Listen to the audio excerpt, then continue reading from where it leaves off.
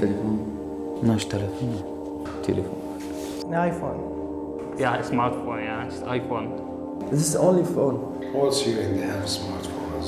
We have sometime back in Syria, we don't have food to eat, but we have smartphones. And people here like amazed, I mean in Europe, when they see like some refugees or they visit some refugee camps or see refugees in the street or in the market, they say, how come you are refugees and you have iPhone?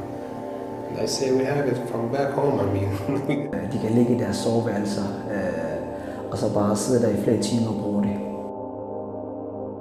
Most have phones, and it's the most important tool and possession they have. I think they would drop anything but their phone. Friend is with phone, family is with phone. Yeah, so phone is very important for me. If you don't have phone, just you feel boring.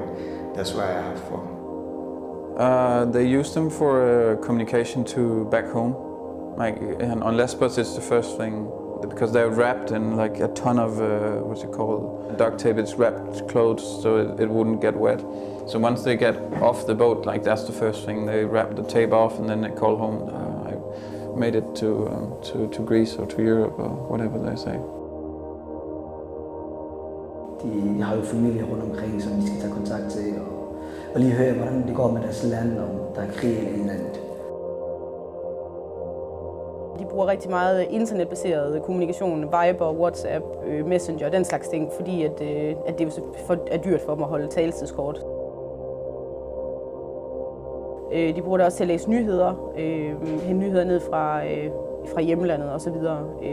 Jeg tror faktisk, det er det vigtigste. Og så har vi selvfølgelig også unge mennesker, der sådan ser YouTube-videoer og sociale medier. Bruger de rigtig meget. Alle, tror jeg, herude har en Facebook.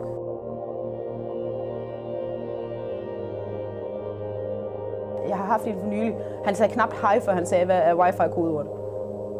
De er dybt afhængige af det. Dybt.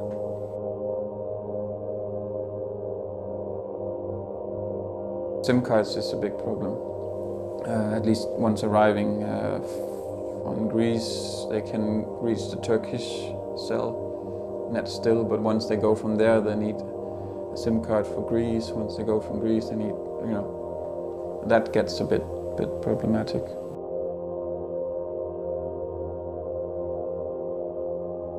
Når de sådan sidder i klynger steder, så er det fordi, de har fundet et sted, hvor wifi'en fungerer bedst. Det er faktisk meget synd.